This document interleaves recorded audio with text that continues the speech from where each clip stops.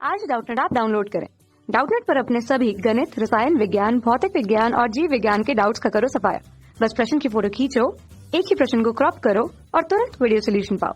अभी डाउनलोड करें। प्रश्न में हमें दिया हुआ है कि कैपिटल M द्रव्यमान एवं कैपिटल R त्रिज्या वाले किसी डिस्क का इसके किसी व्यास के परितः जड़त्व आघूर्ण का मान हमें कितना दिया हुआ है, mr वर्ग अनुपात 4 के रूप में दिया हुआ है। डिस्क के लंबवत इसकी कोर से गुजरने वाली अक्ष के परितः इस चक्ति का जड़त्व आघूर्ण कितना होगा वो हमें ज्ञात करना है। तो पहले तो हम उसके आरेख को ही देख लें। तो क्या है, यहाँ पर हमारे पास एक समान चक्ति है जिसका द्रव्यमान हमने कैपिटल M से प्रेषित कर रखा है जो प्रश्न में हमें दिया हुआ है, और उसकी त्रिज्या यहाँ पर हमने उसके केंद्र को लिया हुआ है। ये केंद्र है जिसे O से प्रेषित हम कर रहे हैं, और यहाँ पर उसके त्रिज्या को कैपिटल R से हमने प्रेषित कर लिया। अब एक अक्ष जो बोल रहा है प्रश्न के अनुसार कि किसी डिस्क, ये जो डिस्क है या इसे हम चक्ति भी कहते हैं, चक्ति का इसके किसी व्यास के परितः जड़त्व आघूर्ण का मान हमें दिया हुआ है। व्यास के परितः हम किस प्रकार बनाएं, उसके व्यास के लिए उसके अक्ष को चलिए हमने कुछ इस प्रकार बना दिया।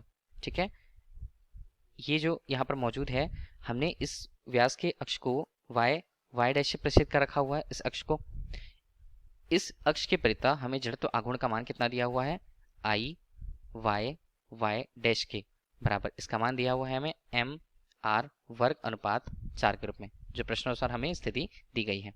बोला जा रहा है कि डिस्क के लंबवत इसकी कोर से गुजरने वाले अक्ष के परितः इस चक्ति का जड़त्व आघूर्ण हमें ज्ञात करना है। अब देखिए, ये जो चक्ति है, चक्ति का ये हमें दिख रहा है, ये है तल। तो तल से संबंधित एक और यहाँ पर अक्ष होगा, वो भी उसके व्यास के परितः ही अक्ष को प्रदर्शित करेगा। इसे हम किस प्रकार से निरूपित कर पाएंगे, देखिए ये कुछ होगा इस तरह से। अब ये अक्ष क्या है, ये दोनों अक्ष जो हैं, जो पहले व्यास के परितः जो अक्ष था हमारे पास, उसके लंबवत एक और अक्ष है, परंतु वह भी उस तल पर स्थित है। इसे हमने नाम दे दिया x डैश अक्ष।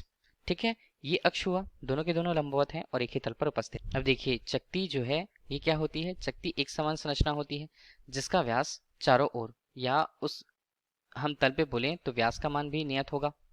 देखिए, व्यास का मान नियत होगा, अर्थात हम व्यास के लिए उसे दो भाग में यदि बराबर बांट देते हैं तो दोनों स्थितियां सममित आएंगी।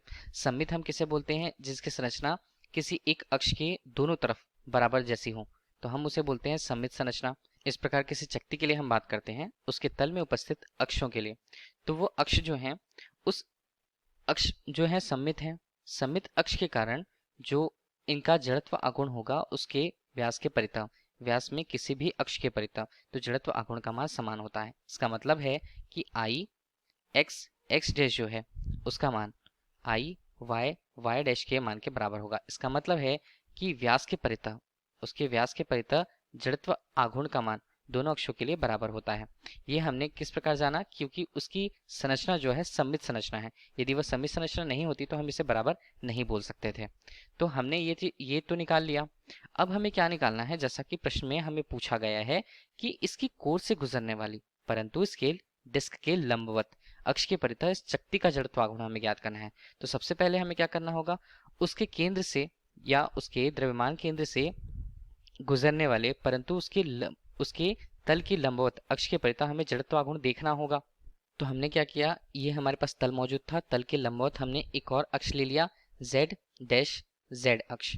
ठीक है, इसके परितः हमें जड़त्व आघूर्ण निकालना होगा पहले, तब हम क्या कर पाएंगे, तब हम निकाल पाएंगे कि उसके कोर से संबंधित कोई अक्ष है, उसे हम समांतर अक्ष प्रमेय द्वारा निकाल पाएंगे। परंतु अभी देख रहे हैं हम कि जो व्यास के परितः जड़त्व आघूर्ण के लिए उनके अक्ष थे, वो ऊर्ध्वाधर अक्ष जो हमें अभी दिख रहा है उसके परस्पर लंबवत है।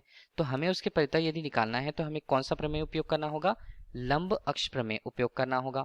लंब अक्ष प्रमेय, लंब अक्ष प्रमेय क्या बताता है, किसी ऊर्ध्वाधर अक्ष के परितः या किसी तल के लंबवत उसके द्रव्यमान केंद्र से गुजरने वाले या उसके केंद्र से गुजरने वाले अक्ष के लिए उसका जड़त्व आघूर्ण i z से यदि प्रदर्शित हुआ है तो उसका जो मान अंदर उपस्थित उस तल के अनुदिश उपस्थित दो अन्य अक्षों के, यहाँ पर x डैश तथा i y डैश के योगफल के बराबर होता है जड़त्व आघूर्णों के। तो इस प्रकार हमें लंब अक्ष प्रमेय प्राप्त हुआ है। तो हमें जो मान दिए हुए हैं, देखिए i y डैश का मान हमें दिया हुआ है, तो i y डैश का मान कितना है, इसे हम बोल सकते हैं i व्यास के परितः जड़त्व आघूर्ण का मान हमें दिया हुआ है। तो हमारे पास जो मान मौजूद है हम यहाँ पर रख लेते हैं आई जेड जेड डैश। इसका मान कितना है एम आर वर्ग अनुपात 4 और धन यहाँ पर भी मान है एम आर वर्ग अनुपात 4 के रूप में। तो इसे हमने हल किया तो हमें उस अक्ष के परितः जो उसके द्रव्यमान केंद्र से होकर गुजरता है और उस तल के लंबवत है, तो उसका मान मिला हमें एम आर वर्ग अनुपात 2 के रूप में। ये हमें प्राप्त हो गया। अब हमें क्या निकालना है, यहाँ पर कोर है। कोर हम किसे बोलेंगे, किनारे हिस्से को कोर कहते हैं। तो किनारे हिस्से कोर पर हमें निकालना है उस कोर के प्रति जड़त्व आघूर्ण का मान। तो देखिए कोर हमने ले लिया जो क्या है उस ऊर्ध्वाधर अक्ष के समानांतर है, जिसे हमने नाम दे दिया बी डैश बी के रूप में। अब इसी अक्ष के प्रति हमें क्या निकालना है, जड़त्व आघूर्ण निकालना है। चूंकि हम देख रहे हैं वो तल के लंबवत अक्ष के समानांतर है, तो हम इस प्रकार कौन सा नियम लगाएंगे, अब हम लगाएंगे समानांतर प्रमेय। समांतर अक्ष प्रमेय जो होता है इसके अनुसार क्या इसके मान क्या होंगे, देखिए हमें निकालना है उस दूसरे अक्ष बी बी डैश के प्रति जड़त्व आघूर्ण, जिसका मान होता है उसके केंद्र से जाने वाले जड़त्व आघूर्ण धन उसके जो भी पिंड है उसका द्रव्यमान और दोनों अक्षों के बीच की लंबवत दूरी। वो लंबवत दूरी कितनी होगी, त्रिज्या के समान ही होगी, तो हमने उसे लिखा आर वर्ग के रूप में। ठीक है, अब जो मान हमें पता है सभी मानों को हम रख लेते हैं। आई बी बी डैश का मान हमें निकालना है, जो जड़त्व आघूर्ण के मान एम आर वर्ग अनुपात 2 और यहाँ पर एम आर वर्ग के योगफल के बराबर होगा। तो आई बी बी डैश कितना होगा, 3:2 एम आर वर्ग।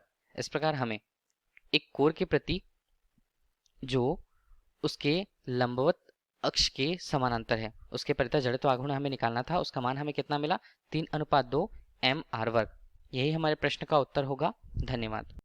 कक्षा 6वीं से 12वीं से लेकर नीट, IIT, JEE वो एडवांस के लेवल तक 1 करोड़ से ज्यादा छात्रों का भरोसा। आज ही डाउनलोड करें डाउटनेट ऐप या व्हाट्सएप करें अपने सारे डाउट्स 8400 400 400 पर।